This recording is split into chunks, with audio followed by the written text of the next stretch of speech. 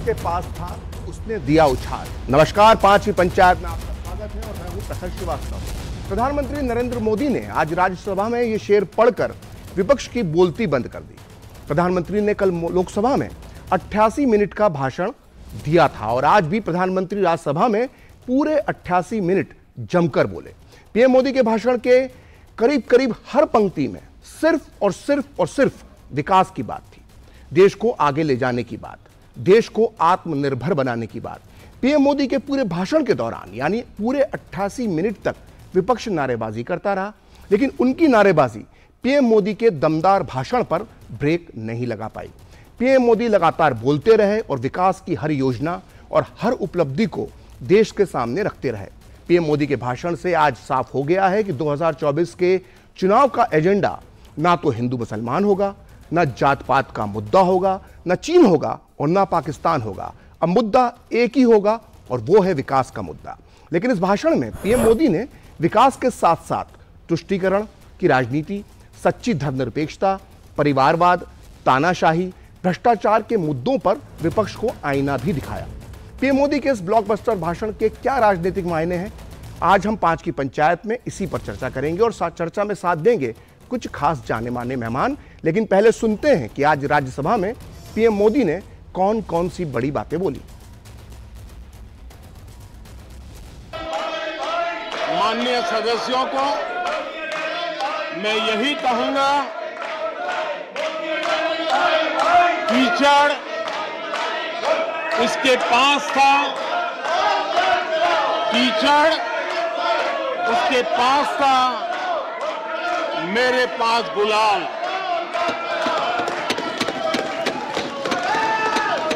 कीचड़ उसके पास था, मेरे पास गुलाल। जो भी जिसके पास था उसने दिया उछाल।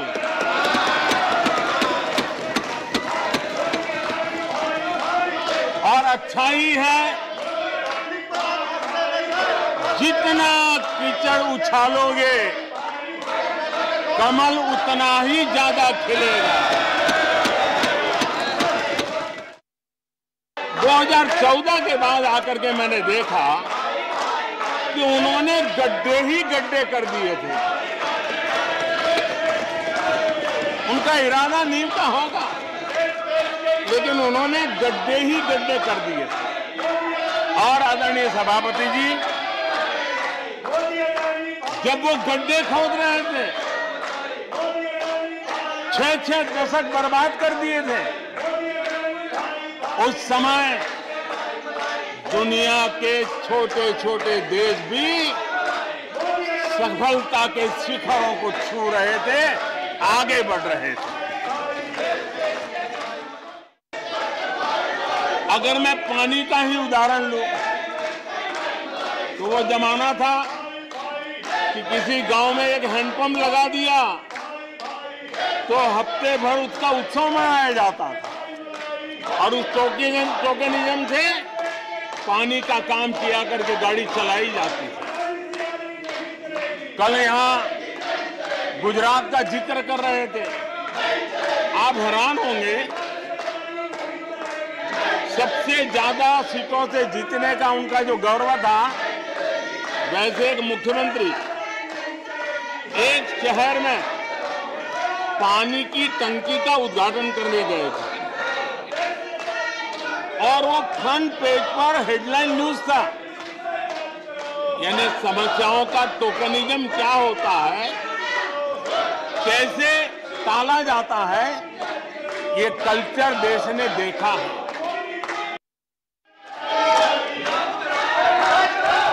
उनका तो वो साल इतना अच्छा माहौल था कि पंचायत से लेकर के पार्लियामेंट तक उन्हीं की दुनिया चलती थी। इतना देश भी अनेक आशा अपेक्षाओं के साथ आंख बंद करके उनका समर्थन करता था। लेकिन उन्होंने इस प्रकार की कार्यशैली विकसित की, इस प्रकार का कल्चर विकसित किया कि जिसके कारण वे चुनौती का परमानेंट सॉल्यूशन करने का न कभी सोचा, न कभी उनको सूझा, न कभी उन्होंने प्रयास किया। खड़गे जी शिकायत कर रहे थे कि मोदी जी बार बार मेरे चुनावी क्षेत्र में आते हैं। वो कह रहे थे मोदी जी कलबुर्गी आ जाते हैं। मैं जरा खड़गे जी को कहना चाहता हूं, मैं आता हूं उसकी शिकायत करने से पहले ये भी तो देखो कि कर्नाटका में 1,70,00,000 जनधन बैंक अकाउंट खुले हैं। इतना ही नहीं, उन्हीं के इलाके में कलबुर्गी में 8 लाख से ज्यादा जनधन खाते खुले हैं। अब सभापति जी बताइए, इतने बैंक के खाते खुल जाए, इतना एम्पावरमेंट हो जाए, लोग इतने जागरूक हो जाए और किसी का इतने सालों के बाद खाता बंद हो जाए तो उनकी पीड़ा मैं समझ सकता हूं। और बार बार उनका दर्द झलकता है और मैं तो हैरान हूं। कभी कभी यहां तक कह देते हैं कि एक दलित को हरा दिया। अरे भाई, उसी इलाके की जनता जनार्दन है, उसने दूसरे दलित को जीता दिया। अब आपको जनता नकार दे रही है, आपको हटा रही है, आपका खाता बंद कर रही है और आप रोना यहां रो रहे हो। पीएम मोदी के इस धमाकेदार और विकास की तस्वीर पेश करने वाले भाषण पर चर्चा करने के लिए आज हमारे साथ मौजूद हैं कुछ खास मेहमान। हमारे साथ मौजूद हैं गुरु प्रकाश, जो प्रवक्ता हैं बीजेपी के। साथ ही हमारे साथ मौजूद होंगे इकराम संधू, जो प्रवक्ता हैं कांग्रेस के। इसके अलावा प्रमोद सिंह, वरिष्ठ पत्रकार हमारे साथ हैं। इसके अलावा रोशन लाल गौर, वरिष्ठ पत्रकार भी हमारे साथ जुड़ चुके हैं। आप सभी का बहुत बहुत स्वागत है। मेरा पहला सवाल गुरु प्रकाश जी आपसे है। गुरु प्रकाश जी, मैं जानना चाहता हूँ कि आज पीएम मोदी का जो जोरदार भाषण था, उस भाषण में पीएम मोदी की खास बात यह थी आज कि उन्होंने तमाम देश के हर वर्ग को छूने की कोशिश की।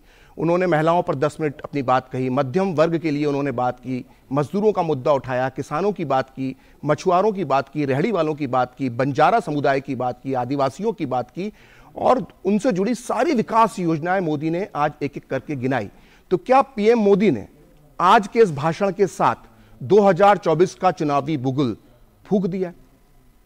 नहीं, देखिए प्रखर जी, आपको और मेरे पैनल के सभी सदस्यों को बहुत बहुत नमस्कार। आज का भाषण बहुत ही अद्भुत भाषण था और जिस प्रकार आपने कहा कि समाज के सभी वर्गों को साथ लेकर के चलने की बात, सर्वस्पर्शी, सर्वव्यापी, सबका साथ, सबका विकास, सबका विश्वास, सबका प्रयास, आदिवासी समाज की बात हो, बंजारा समाज की बात हो, इस देश में, और आप इस बात से भली भांति अवगत हैं, इस देश में आर्थिक छुआछूत थी।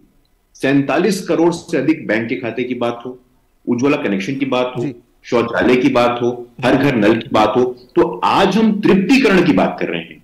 देखिए, राजनीति का व्याकरण बदल गया है। जो पॉलिटिक्स का वोकैबुलरी हुआ करता था 2014 से पहले, जो तुष्टीकरण हम अक्सर देखा करते थे, तो राजनीति तुष्टीकरण से तृप्तिकरण की ओर जा रही है। अब जब हम तृप्तिकरण कहते हैं तो इसका अर्थ क्या है? 100% toilet, 100% tap water, 100% electricity, 100% accessibility. Ayushman Bharat के माध्यम से 50 करोड़ लोग आज 5 लाख तक का जो हेल्थ इंश्योरेंस है उसका लाभ उठा रहे हैं। इंफ्रास्ट्रक्चर की बात हो, मिडिल क्लास की बात हो, दलित समाज की बात हो, आदिवासी समाज की बात हो, सबको साथ लेकर के अमृत काल में एक मजबूत दिशा में मजबूती के साथ हम कैसे बढ़े, उसका रोड मैप, उसका खाका आज देश के आदरणीय प्रधानमंत्री जी ने देश के सामने रखा है और देश ने स्वागत किया है। उन्होंने कहा कि मेरे पास क्या है भाई, मेरे पास गुलाल है और हम तो कमल हैं, और जो हमारे सामने बैठे हैं उनके पास कीचड़ है, जितना कीचड़ उछालोगे कमल उतना खिलेगा। 14 में खिला, 19 में खिला, 17 में उत्तर प्रदेश में खिला, 22 में उत्तर प्रदेश में खिला। तमाम राज्यों में हमें जनादेश मिल रहा है, आशीर्वाद मिल रहा है।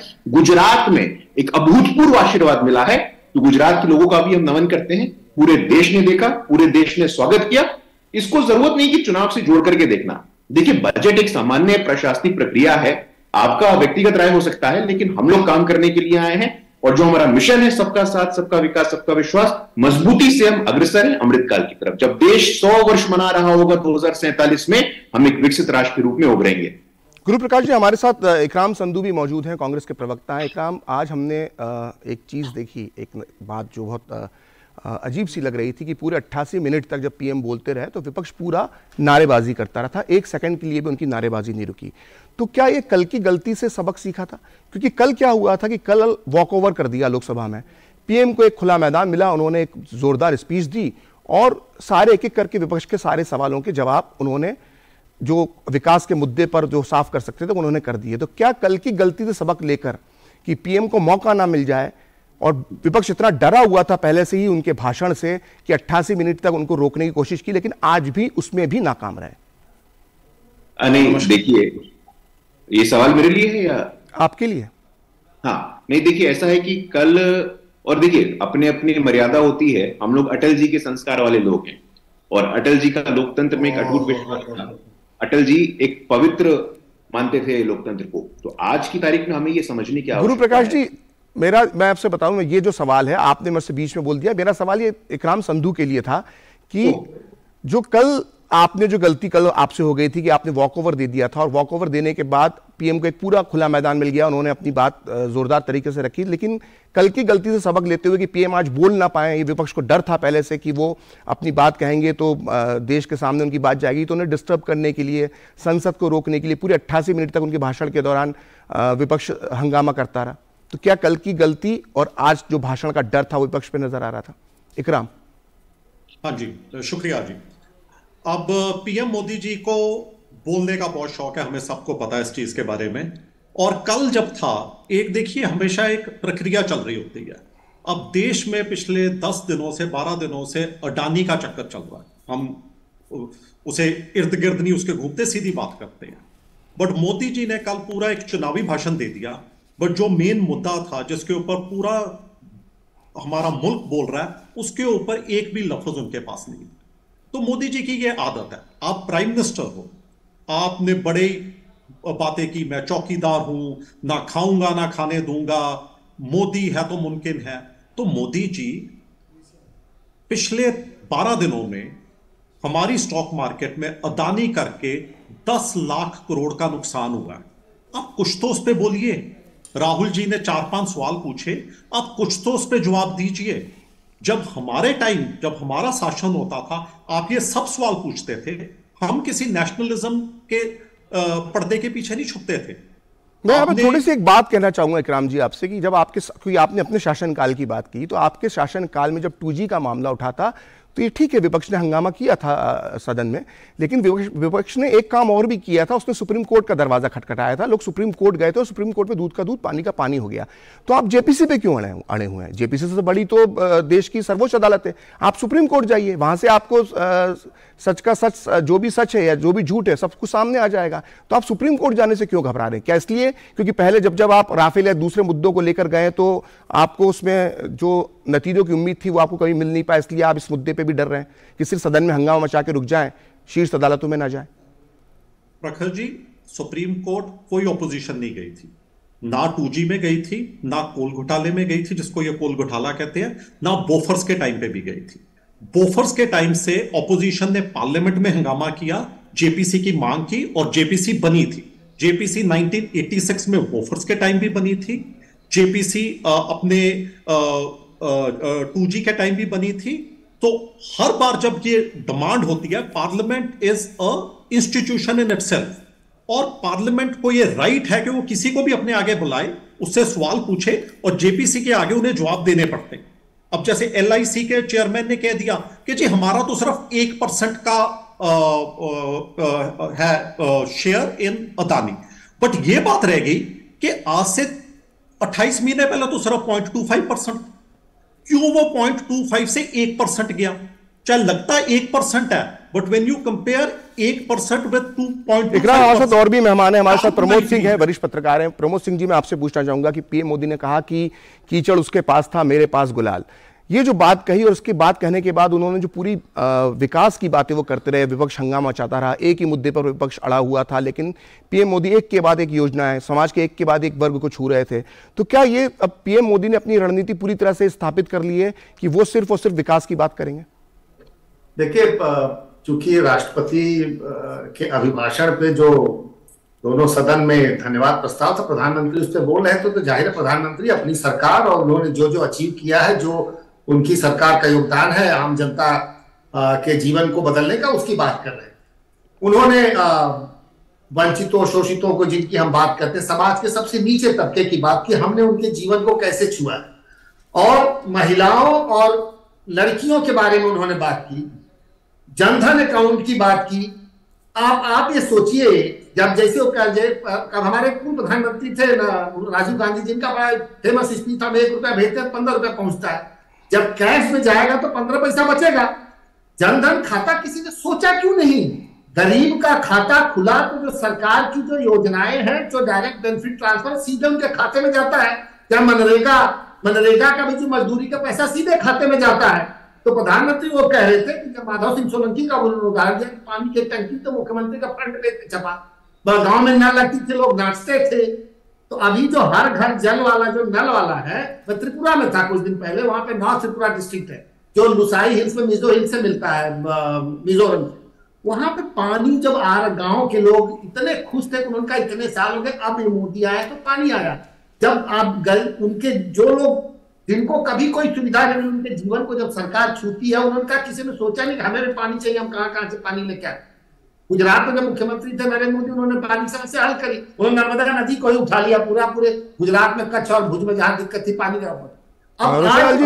प्रमोद सिंह जी हमारे साथ, रोशन लाल जी भी हैं, वरिष्ठ पत्रकार। 10 सेकंड में बात खत्म जी। अभी हमारे कांग्रेस के प्रवक्ता, क्योंकि हम लोग जर्नलिस्ट, हमारा काम है हर चीज के एनालिसिस करना जी। तो कांग्रेस जो कह रही है, जेपीसी की मांग कर रही, बोफोर्स वाला मामले में और एक वो हिंडरसन की जो रिपोर्ट है, उसमें बड़ा फर्क है। जो हिंडनबर्ग की रिपोर्ट है, वो एक शेडी कंपनी है जिसका department of US, justice of US उसकी जांच कर रहा है। उसके खिलाफ 3 मुकदमे हैं। न्यूयॉर्क स्टॉक एक्सचेंज में लिस्टेड कंपनीज के बारे में रिपोर्ट करने से मना किया हुआ है। शॉर्ट सेलर का काम क्या है, वो पैसा कैसे कमाते हैं, आप उसके बारे में थोड़ा रिसर्च कर लीजिए। जहां तक बोफोर्स की बात थी, उसमें तत्कालीन वित्त मंत्री फिर रक्षा मंत्री वीपी सिंह ने नोटिंग की थी। प्रमोद सिंह जी, आपने अपनी बात कह ली है, रोशन लाल जी मेरे साथ हैं, उनसे मैं जानना चाहूंगा कि आज जो आपने पूरा मोदी जी का भाषण सुना होगा, उस पर उन्होंने एक बहुत गंभीर बात कही। उन्होंने कहा कि जब हर गरीब के पास बिना किसी रोक टोक के, हर लाभार्थी के पास बिना किसी रोक टोक के जब उसके पास विकास पहुंचता है, तो यही असली धर्मनिरपेक्षता है। आज उन्होंने धर्मनिरपेक्षता की एक नई परिभाषा दी, इसे लेकर आप क्या कहेंगे? देखिए, हमारे देश में तो धर्म को लेके जो राजनीतिक माहौल बनाया जाता है और चुनाव से पहले जो चीज़ें चलती हैं, और जब ये सरकार सत्ता में आई तब से आप देखिए कि चाहे धर्म का मामला हो या सांप्रदायिक मामला हो, इन मामलों को अगर आप अलग कर दें तो विकास का जो नाम दिया गया, सबका साथ सबका विकास, वो वाकई में देखने को मिल रहा है। उसमें जब हम कहते हैं कि अगर किसी को लाभ देना है, अगर जनधन खाता खुलना है, तो उसमें किसी की जाति धर्म नहीं देखा जाता है। अगर किसी बच्चे को अगर फेलोशिप देनी है तो उसमें भी नहीं देखा जाता है। तो इसका मतलब ये है कि जो विकास हो रहा है, जो दिल्ली से विकास चला है, वो आखिरी कोने तक पहुंच रहा है। तो उसी बारे में ही उन्होंने अपने सरकार के बारे में जो पूरा उन्होंने पिछले 8 साल में, अब 9वां साल लग रहा है, इस साल में जितने भी काम किए उसका उन्होंने पूरा लेखा जोखा पेश किया। और जो जैसे आपने कहा कि ये क्या 2024 के चुनाव का आगाज़ है क्या, तो आप ये समझिए कि जब उन्होंने पूरी बातें कह दी, कल लोकसभा में भी 88 मिनट बोले और आज भी राज्यसभा में, तो एक एक बिंदु, कोई बिंदु उन्होंने ऐसा नहीं छोड़ा जो सरकार ने काम न किया हो। और हालांकि आज राज्यसभा में अपोजिशन ने उनको बोलने नहीं दिया, शोर शराबा करते रहे, लेकिन उन्होंने फिर भी अपनी बात कही और उस जनता को वो चीज़ें बताने की कोशिश की जो इनका लाभ उनको मिल रहा है, या अगर किसी को नहीं मिल रहा होगा तो वो लाभ उनको लें। और चूंकि आजकल डिजिटल का ज़माना है, जैसे उन्होंने कहा कि पूरी दुनिया देख रही है जो डिजिटल इंडिया का जो एक्सपेरिमेंट हुआ है, दुनिया उससे सबक सीख रही है। तो डिजिटल के कारण जो विकास अंतिम व्यक्ति तक जो विकास पहुंच रहा है, आप कहना चाहते हैं। रोशन लाल जी, यहाँ पे थोड़ा सा रोकूंगा क्योंकि अभी वक्त एक ब्रेक का हो रहा है। ब्रेक के बाद भी हमारी चारों मेहमानों के साथ ये गंभीर चर्चा जारी रहेगी। फिलहाल लेते हैं एक छोटा सा ब्रेक। रिफॉर्म, परफॉर्म, ट्रांसफॉर्म से ग्रेट परफॉर्मेंस की कहानी लिख रहे उत्तर प्रदेश में यशस्वी प्रधानमंत्री श्री नरेंद्र मोदी जी के विजन के अनुरूप माननीय मुख्यमंत्री योगी आदित्यनाथ जी के नेतृत्व में आयोजित हो रहे ग्लोबल इन्वेस्टर्स समिट 2023 में आपका स्वागत है। 20 देशों के 10,000 से अधिक विजनरी बिजनेस लीडर्स के इस अंतर्राष्ट्रीय निवेशक महाकुंभ में गवर्नमेंट टू बिजनेस मीटिंग्स और रिकॉर्ड MOU होंगे। आइए 10 से 12 फरवरी को लखनऊ में नए भारत के ग्रोथ इंजन की स्पीड का हिस्सा बने, उत्तर प्रदेश में निवेश करें। नए भारत का ग्रोथ इंजन।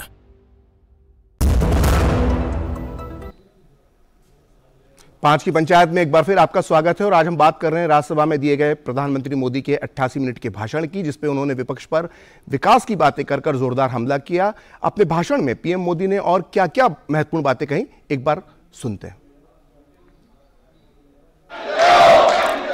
परियोजनाएं अटकाना, लटकाना, भटकाना, ये उनकी कार्य संस्कृति का हिस्सा बन गया था। यही उनका कार्य करने का तरीका बन गया था। ईमानदार टैक्स पेयर की गाढ़ी कमाई, उसका नुकसान होता था। हमने टेक्नोलॉजी का प्लेटफॉर्म तैयार किया।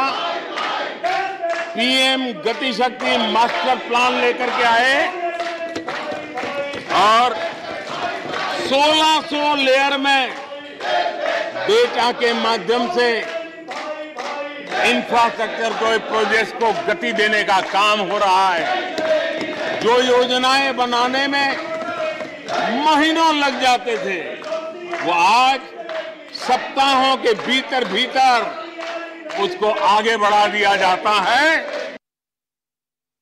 एक ऐसी नई कार्य संस्कृति को लेकर के हम आ रहे हैं जो देश में मेरा तेरा अपना पराया उन सारे भेदों को मिटाने वाला।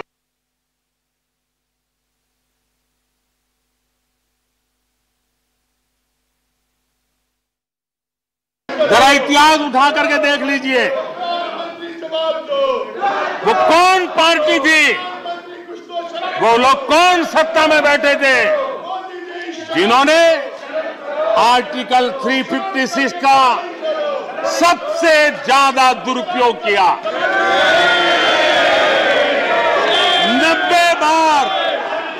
90 बार चुनी हुई सरकारों को गिरा दिया।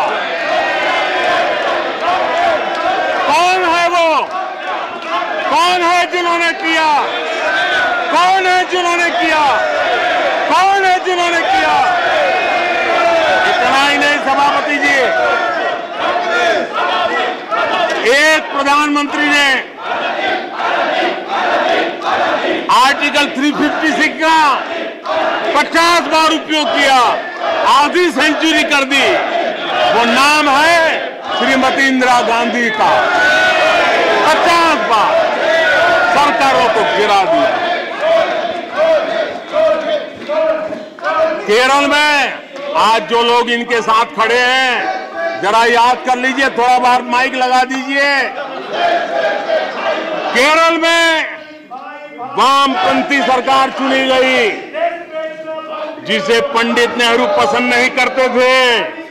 कुछ ही कालखंड के अंदर चुनी हुई पहली सरकार को गढ़ते थे। आज आप वहां खड़े हैं, आपके साथ क्या हुआ था जरा याद कीजिए।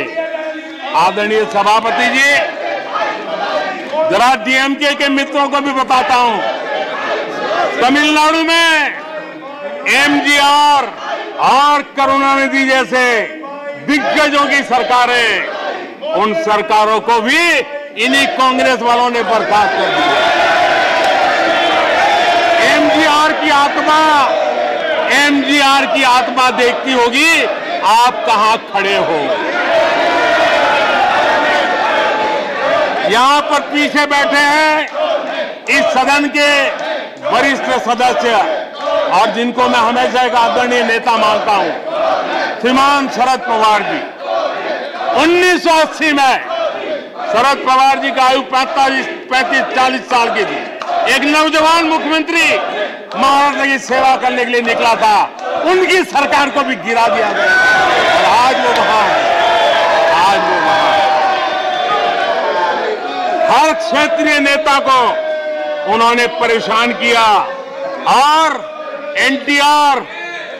एनटीआर के साथ क्या किया।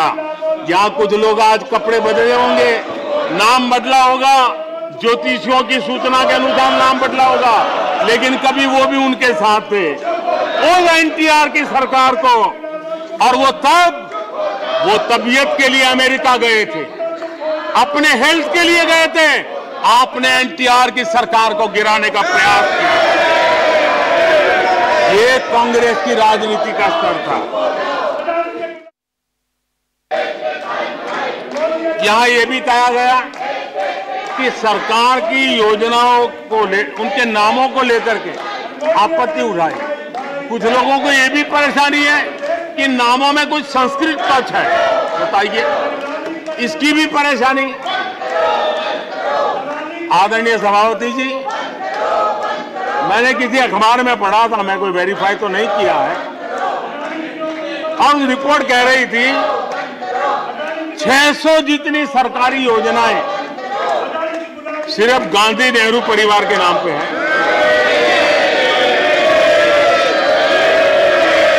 आदरणीय सभापति जी,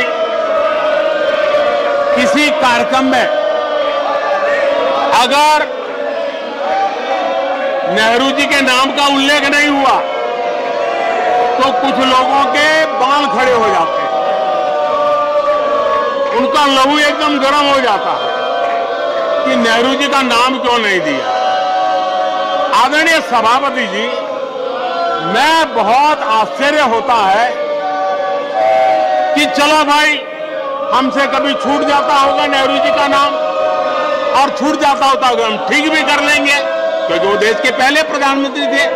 लेकिन मुझे ये समझ नहीं आता है कि उनकी पीढ़ी का कोई व्यक्ति नेहरू सरनेम रखने से डरता क्यों है। क्या शर्मिंदगी है नेहरू सरनेम रखने से? क्या शर्मिंदगी है? इतना बड़ा महान व्यक्तित्व अगर आपको मंजूर नहीं है, परिवार को मंजूर नहीं है, और हमारा हिसाब मांगते रहते हो। तो ये थे पीएम मोदी के भाषण के चुनिंदा हिस्से, जिन पर इस वक्त पूरे देश में चर्चा चल रही है और चर्चा 5 की पंचायत में भी हो रही है। हमारे साथ मौजूद है गुरु प्रकाश, जो बीजेपी के प्रवक्ता हैं। मोदी जी के भाषण आपने कल भी सुना होगा, आज भी सुना होगा। राहुल गांधी का भी इस बीच एक बयान आया था। उस बयान में उन्होंने ये कहा कि जो आरोप उन्होंने लगाए हैं, पीएम मोदी अपने भाषणों में उन आरोपों का जवाब क्यों नहीं दे रहे हैं। मांग ये भी है कि जेपीसी की जो मांग रखी है उसे स्वीकार करने में दिक्कत क्या है। इस पे आप क्या कहना चाहेंगे गुरु प्रकाश जी?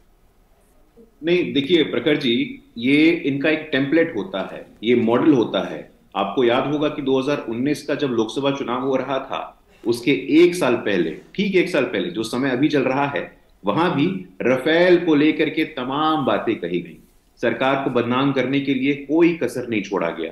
सुप्रीम कोर्ट का आपने जिक्र भी किया, यही राहुल गांधी जी सुप्रीम कोर्ट भी गए और इसी राहुल गांधी जी को सुप्रीम कोर्ट में लिख करके, मैं दोबारा बोल रहा हूं, इसी सुप्रीम कोर्ट में राहुल गांधी जी को लिखित रूप में माफी मांगनी पड़ी कि मैं दोबारा से लोगों को भ्रमित नहीं करूंगा। ये वही टेम्पलेट है। देखिए, चुनाव में तो आप ये कहना चाह रहे हैं कि चूंकि उस केस में किरकिरी हो गई थी, इसलिए राहुल गांधी और उनकी पार्टी वापस सुप्रीम कोर्ट जाने में या कोर्ट का सामना करने में डर रही है, ये आप कहना चाह रहे हैं? देखिए प्रखर जी, पहली बार हुआ है क्या? कई बार हुआ है। ये बार बार बिना तथ्यों के आधार पे, बिना तर्कों के आधार पे जनता को भ्रमित करने का प्रयास करते हैं और बार बार इनको कोर्ट में, जो न्याय का अदालत है, वहां इनको सच का सामना करना पड़ता है। यही कारण है। चुनाव आने वाले हैं, आपके पास दिखाने को कुछ नहीं है, कोई विजन नहीं है, कोई मिशन नहीं है, कोई काल्पनिक क्षमता नहीं है। आप क्या करेंगे देश के लिए? देशवासियों को कैसे आप आगे विकास का रास्ता दिखाएंगे? कुछ नहीं है आपके पास दिखाने को। आपकी सरकारें हैं, राजस्थान में आपकी सरकार है, छत्तीसगढ़ में आपकी सरकार है, आपने क्या करके दिखाया है? आपने कुछ नहीं किया है। जब कुछ सकारात्मक बात आपके पास नहीं है, कुछ विकासोन्मुखी, भविष्योन्मुखी, फ्यूचरिस्टिक बातें नहीं है, तब आप यही करिएगा। इसको कहते हैं बात की गुरु, मैं उसी पे एक बार बात इकराम का भी पक्ष लेना चाहूंगा। इकराम, मैंने जो राहुल गांधी जी का भाषण था और जो पीएम मोदी का कल का लोकसभा का भाषण था, आज के भाषण की बात नहीं कर रहा हूं, कल के भाषण की बात कर रहा हूं। इन दोनों पर थोड़ा सा मैंने रिसर्च निकालने की कोशिश की है, थोड़ा मैं आपको बता देता हूं कि राहुल गांधी 51 मिनट बोले लोकसभा में, जिसमें 45 मिनट वो सिर्फ गौतम अडानी पर बोले और करीब 60 बार नाम उन्होंने गौतम अडानी का अपने 45 मिनट के भाषण में लिया। अब हम करते हैं पीएम मोदी के भाषण की तुलना जो लोकसभा में पीएम मोदी ने दिया था राहुल गांधी के भाषण के साथ। पीएम मोदी ने 88 मिनट लंबा भाषण दिया था, उस पर सबसे ज्यादा शब्द जो उन्होंने बोला था वो था 140 करोड़ भारतीय। इसके बाद उन्होंने विकास की बात की और सिर्फ 6 मिनट जो ऐसे थे जिसपे उन्होंने कांग्रेस या विपक्ष पर हमला बोला, आरोप लगा या आलोचना की। तो ये नकारात्मक जो निगेटिव पॉलिटिक्स है ये कांग्रेस कब छोड़ेगी? और आप देख रहे हैं, आप बात कर रहे थे अभी, आपने अडानी का मुद्दा उठाया, जब विकास की बात हो रही थी तो अगर विकास का कोई दावा गलत था तो उसको आपको काउंटर करना चाहिए था। आप तो पूरी बहस को ही डिरेल करने में जुटे हुए थे। प्रखर जी, आप प्लीज मुझे 2 मिनट दीजिए क्योंकि जी बिल्कुल, जी बिल्कुल। पहले हमारे पत्रकार दोस्त ने बात की थी और राजीव गांधी जी की 15 पैसे की, तो मैं सिर्फ 30 सेकंड उस पर लूंगा जी। कॉन्टेक्स्ट देखिए उस चीज का। राजीव गांधी ने कहा था 1 रुपए में 15 पैसे जाते हैं सबसे नीचे वाले आदमी के पास, इसीलिए हमें कंप्यूटराइजेशन की जरूरत है। उस टाइम पे Sam Pitroda ji as a telecom expert was brought into India from USA, और हमने पहली बार आईआरसीटीसी बनाई थी जिससे कि रेलवेज के अंदर पहली बार मैनुअल टिकट की जगह कंप्यूटर सिस्टम आ गया कि आप लाइन में खड़े हुए आपको कंप्यूटर की टिकट मिलेगी।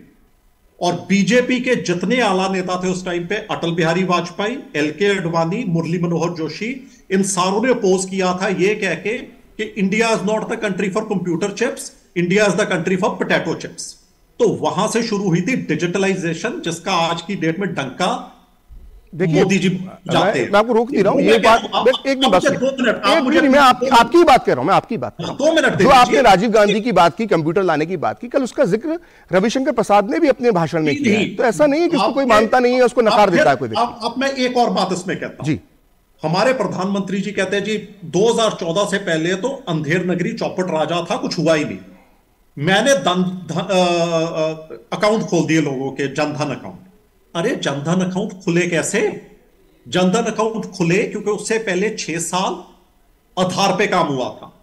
यूएडीएआई जब आई थी, जब उसका बिल आया था, देखिए मुझे आपको इसलिए रोकना पड़ेगा, मुझे इसलिए रोकना पड़ेगा कि जो मेरा सवाल है उसका ये जवाब नहीं है। मेरा सवाल सिर्फ ये है कि 51 मिनट के भाषण में 45 मिनट तक वो अडानी पर बोलते रहे, 60 बार उन्होंने गौतम अडानी का नाम लिया। तो ये निगेटिव पॉलिटिक्स क्यों? विकास की बात हम क्यों नहीं कर सकते सारा दल मिलकर? वही तो मैं कह रहा हूं, जो हमारे कल प्रधान जी खड़गे ने भी कहा था कि फाउंडेशन किसने बनाई। अब खड़गे जी का तो सोचिए, खड़गे जी को तो इस बात में दुख है कि पीएम उनके इलाके में बार बार क्यों आते हैं, जिसकी वजह से मैं चुनाव हार गया, एक दलित को चुनाव हार गया। क्या इतना व्यक्तिगत हो सकता है? वो राष्ट्रीय, आपके राष्ट्रीय अध्यक्ष हैं, क्या शोभा देता है उनको कि वो अपने हारने का दुख जताएं? उनको पूरे राष्ट्रीय स्तर पर बात करना चाहिए, अपनी लोकसभा सीट की बात करने लग गए। उन्होंने हारने की तो बात ही नहीं की, उन्होंने तो वैसे मजाक में कहा कि यहां हम बैठे हैं, मैं बजट के लिए आया, और कल प्रधानमंत्री जी वहां मेरी कॉन्स्टिट्यूएंसी में गए और 2 सभाओं में कहने का भाव जो मजाक में कह रहे थे उसके पीछे छुपा हुआ दर्द वही था। तो ये प्रॉब्लम तो फिर बीजेपी की है। अगर आपके नेता इतनी व्यक्तिगत बात करेंगे तो राष्ट्रीय स्तर पर राष्ट्रीय हितों की बात कैसे हो पाएगी? मैं बार बार ही कह रहा हूं कि कांग्रेस निगेटिव पॉलिटिक्स क्यों कर रही है? विकास की बात क्यों नहीं होना चाहिए इस देश में? कहा था कि पहली बार मोदी जी स्माइल कर रहे हैं, पहली बार वो खुश हो रहे हैं, उन्हें खुश होने दो। वो ये एक खींचातानी चलती रहती है। इकराम खैर तय हो गया है कि आपसे जो मैंने सवाल पूछा आप उसका जवाब नहीं देंगे। मैं दे रहा हूं, मेरे को टाइम ही नहीं दे रहे। आपने पूरे 3 मिनट ले लिए, 3 मिनट में आपने जो मैंने सवाल पूछा उसका आपने जवाब नहीं दिया। खैर हमारे साथ और भी मेहमान है, प्रमोद सिंह जी हमारे साथ है। प्रमोद सिंह जी, अगर आप नहीं सुनना चाहते ना सुनिए। नहीं ऐसी बात नहीं, आपको पूरे 3 मिनट तक हमने सुना है। अब हमारे साथ प्रमोद सिंह जी भी 2 मिनट तो आप बोल रहे थे सर। जब आप मेरे सवाल का जवाब नहीं देंगे या आप खड़गे जी की बात करेंगे तो उससे जुड़ी बात तो मैं आपसे कहूंगा ना। मुझे भी तो बोलने का हक है ना। चुनाव हार गए इसलिए खड़गे जी। अच्छा ठीक है, मिर्ची लगी। अच्छा अब बोलिए, चलिए अब बोल लीजिए। तो फिर वही मैं कह रहा था, यूएडीएआई, हम 4-5 आदमी यहां बैठे, हर एक ने हमने आधार बनाया, हमारा बायोमेट्रिक हुआ, हमारा रेटिना हुआ, हमारा केवाईसी हुआ, हम सब लोगों सर, जो फिर वही बात, मैं आपको फिर मौका दे रहा हूं बोलने का, लेकिन मेरे सवाल का जवाब आप नहीं दे रहे हैं। मैं कल की परसों की भाषण की बात कर रहा हूं राहुल गांधी की, आप उसको डक कर जा रहे हैं। अब रहने दीजिए इकराम साहब, अब इकराम जी रहने दीजिए, प्रमोद सिंह जी के पास चलते हैं। प्रमोद जी, वो अकाउंट खोल ही नहीं सकते थे, मैं ये कहना चाहता हूं। प्रमोद जी, ये बताइए कि कांग्रेस एक समय आरोप लगा रही थी, जो पिछले 9 साल के ट्रैक रिकॉर्ड को देखें, भारतीय राजनीति को देखें, तो कभी कांग्रेस ये आरोप लगाती थी कि हिंदू मुस्लिम की पर राजनीति होती है, कभी जात पात पर राजनीति होती है, क्षेत्रवाद पर राजनीति होती है। और जब पीएम मोदी विकास पर राजनीति करना चाहते हैं, विकास के मुद्दे को लेकर, अब वो एक अगले 1 साल का जो रोड मैप दिखाई दे रहा है वो इसी तरह का दिखाई दे रहा है। और कांग्रेस इस वक्त जो निगेटिव राजनीति कर रही है, जिसको उनके प्रवक्ता स्वीकार नहीं कर रहे हैं, तो इससे क्या कांग्रेस को उल्टा नुकसान नहीं होगा? देखिए, बात जब 2019 से पहले रफाल पे इन लोगों ने हंगामा किया, चौकीदार चोर है, बाद में राहुल गांधी को माफी मांगनी पड़ी थी सुप्रीम जी, आप बोल चुके हैं बात जी। तो हाँ, ये मामला जो है स्टिक नहीं कर रहा है ना। अभी जो प्रधानमंत्री ने जो कल भाषण दिया 88 मिनट लोकसभा में, आज जो बोला वो सिर्फ विकास की बात की। उन्होंने कहा कि हमने अपने देश के लिए, अपने लोगों के लिए, गरीबों मजदूरों के लिए, जो भी लोग समाज के नीचे से लेके मध्यम वर्ग से लेकर जितने लोग हैं, सबके लिए हमने काम किया है। तो प्रधानमंत्री ने बात की, जाहिर और राष्ट्रपति के भाषण में बोल रहे थे तो अपनी बात, उन्होंने अपनी सरकार की बात की। कांग्रेस जो एक अडानी को लेकर बैठ गई है, और रिपोर्ट किसकी है? क्या हमारे देश की अदालतों ने उसमें कुछ निर्णय दिया है? कहीं जांच हुई? हमारे देश की एजेंसी की जांच करी है? तो हमारे देश की एजेंसी जांच करती है, बोलते झूठ है। बाहर का कोई एक शॉर्ट सेलर रिपोर्ट दे दे तो गॉस्पेल ट्रुथ हो जाए। तो इससे जो जनता है, इसकी जो रोजमर्रा की जिंदगी, जो सरकार की योजनाओं से लाभान्वित होती है, वो इनको सुनने वाला नहीं है। इसको हम एक लाभार्थी वर्ग कहते थे। 2022 के चुनाव में भी जब बात हो रही थी, बड़ा हंगामा कर लिया, 2019 में कर लिया। बीजेपी की सीट जो 282 से 303 हो गई, और यूपी जैसे स्टेट को जीत लिया। ये बहुत सी चीज है। कांग्रेस के साथ समस्या क्या है? तो अपनी पुरानी जो इतिहास से सीख नहीं रही, निगेटिविटी जनता सुनने वाली चाहिए। और सोशल मीडिया के जमाने में बहुत दिन तक मूर्ख नहीं बना सकते। अब जब आधार की भी बात करते, आधार तो उन्होंने नेशनल आइडेंटिफिकेशन के लिए दिया था ना, प्राइम मिनिस्टर ने उसी आधार को एक अधिकार का जरिया बना दिया, सबको जोड़ दिया, उससे चोरी बंद हो गई, पिलफरेज बंद हो गया। 50,000 करोड़ रुपया जो गैस सिलेंडर बेच के फर्जी नामों पे गोश्त मेंबर्स के देते थे तो बंद हो गया। मनरेगा में 3 करोड़ गोश्त कार्ड थे, वो सब हट गए। तो उससे जो सरकार की जो योजनाएं पहुंची, और जो पैसे की जो लूट थी, जो दलालें, तो दलाल धंधा बंद, इसलिए बहुत से लोगों को दिक्कत। प्रमोद जी, हमारे साथ रोशन लाल गौर साहब भी मौजूद हैं। रोशन लाल जी, मैं आपसे जानना चाहूंगा कि जो पीएम मोदी का जो भाषण था, जो पूरे 2 भाषण लोकसभा और राज्यसभा में हुए, उसको देखकर एक ये भारतीय राजनीति की दिशा एक नई तय होती दिखाई दे रही है कि ये जो अगला चुनाव जो है वो विकास के मुद्दे पर होगा। ये जात पात पर नहीं होगा, ये हिंदू मुसलमान पर नहीं होगा, ना ये चीन पे होगा, ना पाकिस्तान के मुद्दे पर होगा। क्या आपको लगता है कि ये जो आज ट्रेंड सेट हुआ है, ये 2024 तक बरकरार रहेगा? रहना तो चाहिए, और मुझे लगता है कि हम सब लोगों की भी यही इच्छा रहती है कि विकास पर चुनाव हो, क्योंकि बीच बीच में जो मुद्दे आ जाते हैं वो डिरेल कर देते हैं। कभी कोई बयानबाजी हो जाती है, कभी कुछ हो जाता है, कभी तो होना चाहिए विकास पे। और जो प्रधानमंत्री का भाषण था दोनों सदनों में, उनसे ऐसा प्रतीत होता है कि उनका फोकस वही रहेगा कि विकास पर। जो 140 करोड़ हमारे देश की जनता है, उसके लिए सरकार ने क्या किया, और हम अगले जो हमारा कार्यकाल होगा उसमें हम आगे क्या करेंगे। जैसे उन्होंने कहा कि ये अमृतकाल चल रहा है, और जहाँ जहाँ हमने किया, जैसे हमने जल से नल दिया, हमने बिजली दी, हर घर में बिजली दे दी है।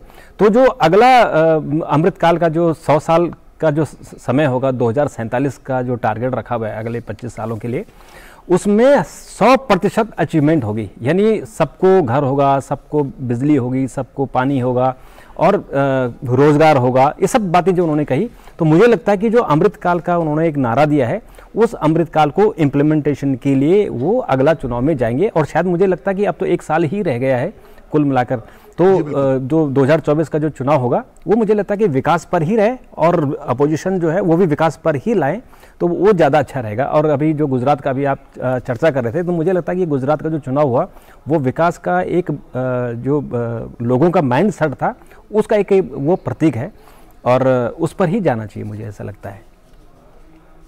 इकराम, आज के भाषण, अभी आपने थोड़ी देर पहले जो पीएम मोदी के जो बयान आपको सुनाया, उसमें एक बड़ा ही दिलचस्प बयान था जो शायद कांग्रेसियों को पसंद नहीं आया। ट्विटर में कई लोग उसके बारे में अपनी से लिखना उन्होंने शुरू कर दिया। पीएम मोदी ने कहा कि परिवारवाद पर उन्होंने एक तरह से कांग्रेस के परिवारवाद पे हमला किया और कहा कि 600 ऐसी योजना है, सरकारी योजना, उन्होंने अपुष्ट सूत्रों के मुताबिक ये बात कही है कि एक रिपोर्ट के मुताबिक 600 ऐसी योजना है जो गांधी नेहरू परिवार पर है, और लेकिन जब किसी सरकारी कार्यक्रम में नेहरू जी का नाम नहीं लिया जाता है तो कांग्रेस को बुरा लग जाता है, लेकिन उनके परिवार के लोग ही नेहरू सरनेम लगाने में शर्मिंदगी महसूस करते हैं। इस पर आपकी क्या प्रतिक्रिया है? बहुत ही शर्मनाक बात की है प्रधानमंत्री ने। हम सबके नाम के हैं, आपके हैं, आप श्रीवास्तव लिखते हैं, आप अपने नानकों का नाम क्यों नहीं रखते? मेरे ननिहाल गुराया, मैं गुराया क्यों नहीं लिखता, मैं संधू क्यों लिखता? ये तो छोटी बात है। एक प्राइम मिनिस्टर को इस लेवल की बात नहीं करनी चाहिए। जो बाकी नेहरू फैमिली है, मंजरी नेहरू जी हैं, वो नेहरू हैं, जो उस लाइन से आ रहे हैं। भाई आप, मेरे नाना जी हैं, वो फौज में थे, बहुत बड़े ओहदे पे गए, I am proud of it, but मैं उनका सरनेम नहीं कैरी करता। मेरे मामा जी फौज में थे, वो कैरी करते हैं, आगे उनका बेटा कैरी करता है। Prime minister of the country ऐसी बातें करे, आप अगर इसको वाहवाही समझते हैं, मैं आपसे आपकी राय जानना चाहता हूं। छोटी बात की है प्रधानमंत्री ने। अच्छा, और जो ये उन्होंने कहा है कि 600 से ज्यादा करते हैं, जो उन्होंने कहा है कि 600 से ज्यादा जो सरकारी परियोजना योजना है वो गांधी नेहरू परिवार पर है।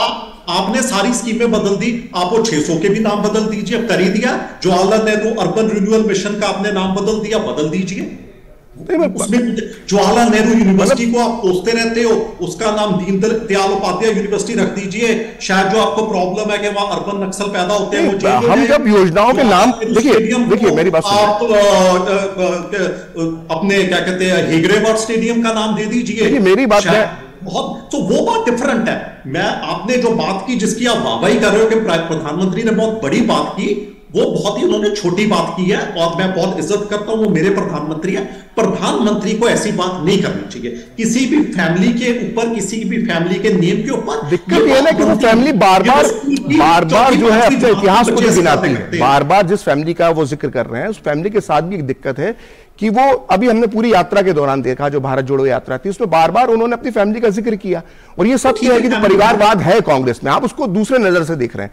आपको ये देखना चाहिए कि जिस तरह का परिवारवाद है उस पर पीएम मोदी ने हमला बोला है, और परिवार के नाम का इस्तेमाल सबसे ज्यादा कौन अपने लाभ के लिए, राजनीतिक लाभ के लिए कर रहा है, वो भी हम सब देखते हैं।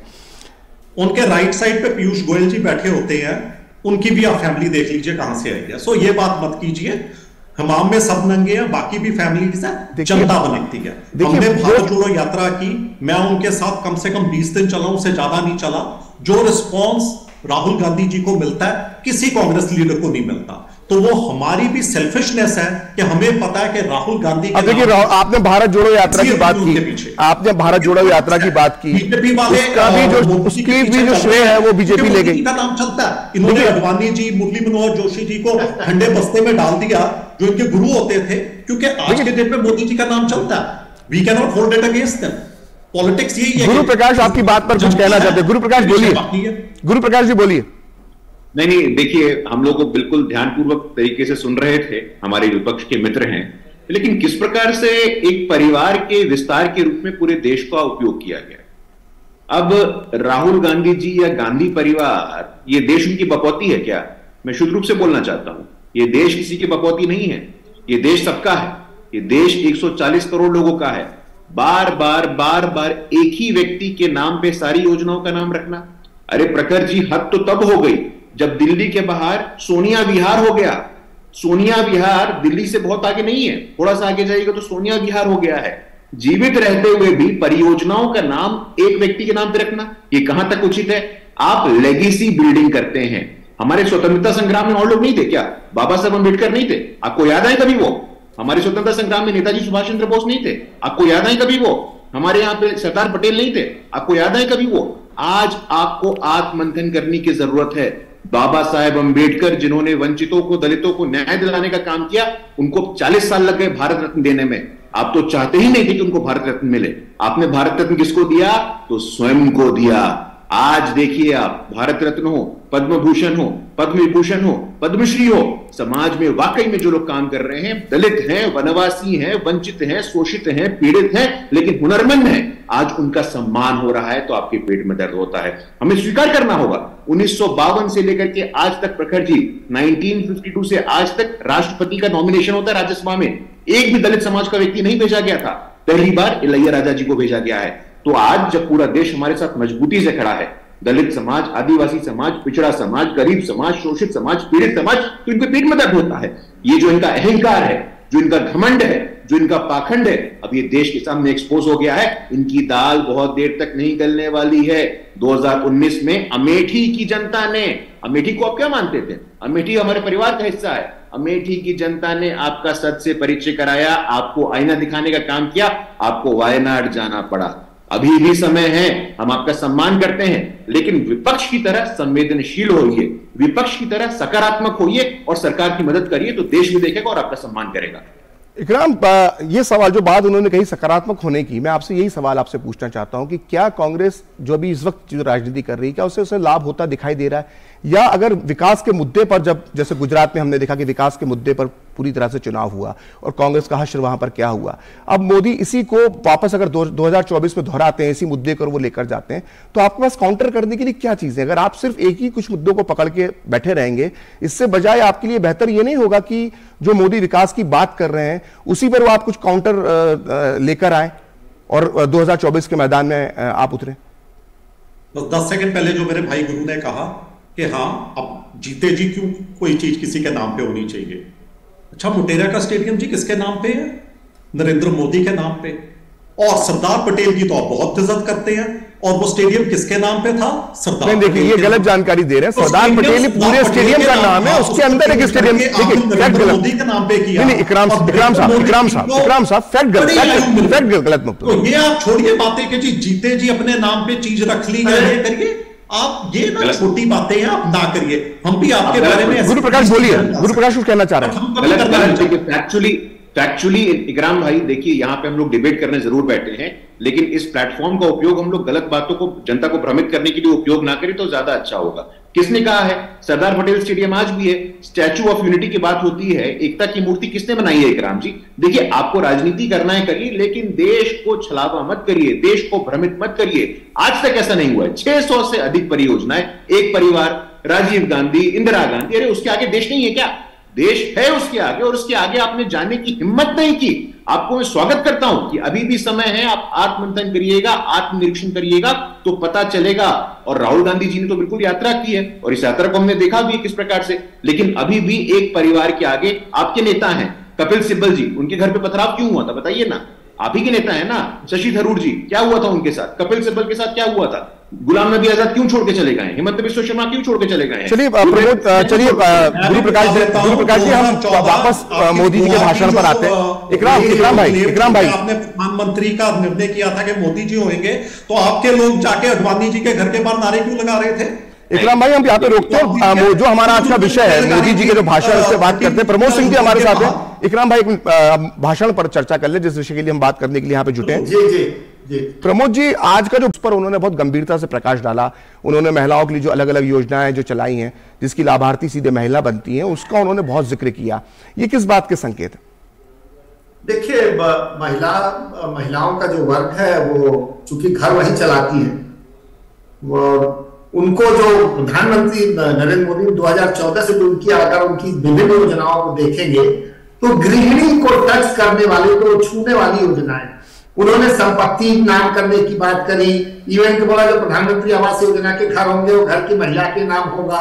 उनको उन्होंने उज्ज्वला की तरह बोला कि धुएं से मुक्ति देंगे, उससे गांव में बीमारी फैलती थी, लोगों को दमे की बीमारी होती थी, पीने के पानी की समस्या थी, महिलाओं को घर में पानी चाहिए साहब। उसके साथ साथ उन्होंने जो सबसे बड़ी बात है कि महिलाओं के लिए मेंस्ट्रुअल हेल्थ की बात की, तो स्पेशली जो महिलाएं, जो इस विषय पर कम ही बात होती है इस देश में। जी, आज ही बात की, जब महिलाओं की बात हुई थी, वो एक बड़ा मुद्दा है। बिल्कुल, उससे चूंकि रिप्रोडक्टिव जो उनकी कैपेबिलिटी है वो इम्पैक्ट होती है, सफाई नहीं होगी, गंदगी होगी, उनको बीमारी होगी, बहुत सी जगह गायनी से संबंधित समस्याएं होती है। प्रधानमंत्री ने लाल किले से कहा था, कल प्रधानमंत्री ने संसद में बोला। आज भी जो उन्होंने महिलाओं की बात की, उज्ज्वला योजना से लेके और जो बिजली से लेके और जो भी सीनियर सिटीजन की जो स्कीम्स होती है, बच्चियों को पढ़ने के लिए बेटी पढ़ाओ बचाओ वाला, तो मेरा मानना है कि इसीलिए नरेंद्र मोदी की रेटिंग इतनी हाई है। हमारे संधू साहब बोल रहे थे राहुल गांधी के भारत जोड़ो यात्रा की, बड़ी अच्छी बातें चला उन्होंने, और इनकी पार्टी के लोगों को अच्छा लगा होगा, अभी कुछ देर पहले रेटिंग आई थी, तो उसमें कोई राहुल गांधी की इमेज में रेटिंग में कोई बहुत ज्यादा फर्क नहीं पड़ा, क्योंकि जब तेलंगाना से मुलुकोटे से आपकी यात्रा गुजरी थी, आपकी उम्मीदवार की जमानत जब्त हो गई थी, बीजेपी वहां पर कई राज्यों में पार्टी टूट गई, जिन राज्यों से यात्रा में थी वहां पार्टी टूट गई, वहां तो बहुत सी चीजें होती हैं, आपको अच्छा लगता होगा, हम तो। और इकराम भाई सबसे आश्चर्य की बात है, और ये बड़ा लगता है कि यही बार तो गृह नक्षत्र भी शायद पार्टी के आपकी खराब चल रहे हैं, कि वो श्रीनगर जब गए तो उसका जो क्रेडिट उन्हें मिलना चाहिए था, जो 3000 किलोमीटर चल के गए थे, तो श्रीनगर की जो शांति थी लाल चौक में और जो श्रीनगर में वो झंडा फहरा पाए, उसकी शांति की तारीफ हुई, जबकि एक दौर था कि वहां पर झंडा फहराने के लिए मोदी जी को कितना संघर्ष करना पड़ा था। अनुराग ठाकुर जी और सुषमा स्वराज जब गए थे तो उनको कितना संघर्ष करना पड़ा था। और देखिए आज 370 हटने के बाद कश्मीर में कितनी अच्छी स्थिति है कि आराम से गए, उन्होंने झंडा फहरा दिया। तो कांग्रेस के साथ ऐसा क्या हो रहा है कि हर अच्छी चीज भी उल्टी पड़ जा रही है उनके ऊपर? ऐसी कोई बात नहीं है। देखिए आप अगर हम कश्मीर की बात करें, अब 2008 से लेकर 2014 तक कश्मीर में कोई प्रॉब्लम नहीं थी। क्या प्रॉब्लम नहीं थी? आपने पत्थर फेंका। देखिए अब being a journalist, being a TV journalist, मेरा कोई शुक्रवार, देखिए मेरी बात सुनिए, मेरा कोई भी शुक्रवार ऐसा नहीं जाता था, बीइंग ए टीवी जर्नलिस्ट बता रहा हूं, जिस दिन हम पत्थर मारने के विजुअल जो है टीवी पर नहीं देखते थे और दिखाते थे। तो ये स्थिति थी कश्मीर के अंदर। आप जो लोगों ने देश ने देखा है उसको तो नकारने की कोशिश मत कीजिए ना। मतलब टीवी डिबेट में बैठ के स्टोन थ्रोइंग, स्टोन पेल्टिंग होती थी और हर एक को पता था कि स्टोन पेल्टिंग। हाँ, तो ये शांति थी, ये शांति थी, हम शांति थी। पे आ गए थे। आप उस टाइम की न्यूज ले लीजिए, 2008-9 के अंदर सिंगल डिजिट के अंदर टेररिस्ट रह गए थे पूरे कश्मीर के अंदर। तो जो पत्थर फेंक रहे थे वो कौन थे? हुआ था जब not a single bullet was fired इन कश्मीर। आप ये भी देख लीजिए, आजकल गूगल है। कुल मिलाकर जो स्थिति 2014 में मिली थी, जो स्थिति 2014 में मोदी सरकार को मिली थी, उसके बाद तो सुधार हुआ ना कि आपके नेता गए इतनी आसानी से गए। अब देखिए बीजेपी के जो बीजेपी, आपको जानकारी होगी कि बीजेपी भारतीय जनसंघ से निकलकर आई है। भारतीय जनसंघ के जो संस्थापक थे श्यामा प्रसाद मुखर्जी, और जब वो श्रीनगर जा रहे थे तो उनके साथ क्या हुआ था और कितनी रहस्यमय परिस्थितियों में उनकी मौत हो गई थी। तो ये तो मान के चलिए कि नेहरू जी के जमाने से इस जमाने तक आते आते कम से कम कश्मीर में ये हालात तो बने कि विपक्ष का एक नेता चाहता है कि मैं वहां तिरंगा फहराऊं तो वो तिरंगा फहरा देता है। तो कुछ अच्छी चीजों की तारीफ भी कर देना चाहिए। जो विकास की बातें हुई हैं, जो आज महिलाओं के लिए जो योजना बताई है, कांग्रेस को उसकी तारीफ भी कर देना चाहिए। हर समय आलोचना और निगेटिव राजनीति तो शोभा नहीं देती है। देखिए अब मुझे, मैं कहता हूं, सुन लीजिए मेरी बात जी। कि मोदी जी कहते हैं हमेशा कि जब तक मैं नहीं आया था तब तक कुछ हुआ ही नहीं। हम सिर्फ उसके अगेंस्ट हैं। हम कहते हैं governance is always a progress. आप कहीं से शुरू हुए, आप यहां गए, अगले आप ऊपर जाएंगे और ऊपर ही चलते जाएंगे। देश का ग्राफ वैसे होना चाहिए। हम हमेशा कहते हैं कि वाजपेयी जी ने बहुत कुछ किया, मोदी जी ने भी किया, कर रहे हैं, हर गवर्नमेंट करती है। आप माने कि कुछ कर रहे हैं। मैं इसी बात पर, आपकी इसी बात पर इस कार्यक्रम को समाप्त करना चाहूंगा, लेकिन समय का अभाव, देखिए समय का अभाव। अब उनके अगेंस्ट हैं जो वो कहते हैं कि सिर्फ मैंने किया। बहुत अच्छी बात, बहुत अच्छी बात बोल रहे हैं। और ये हम उम्मीद करते हैं कि 2024 का जो चुनाव हो, विकास के मुद्दे पर चुनाव हो, कांग्रेस भी विकास के मुद्दे पर चुनाव लड़ने के लिए जाए, बीजेपी भी चुनाव के मुद्दे पर लड़ने के लिए जाए। जो आज मोदी ने जो भाषण दिया है उससे एक बात, यही ट्रेंड सेट होता हुआ दिखाई दे रहा है। और आज जब पीएम मोदी ने अपना भाषण खत्म किया तो राज्यसभा में उनके लिए किस तरह के नारे लगे, बीजेपी सांसदों ने, एनडीए के सांसदों ने किस तरह से मोदी मोदी के नारे लगाए, इन तस्वीरों के साथ इस कार्यक्रम की हम समाप्ति करते हैं।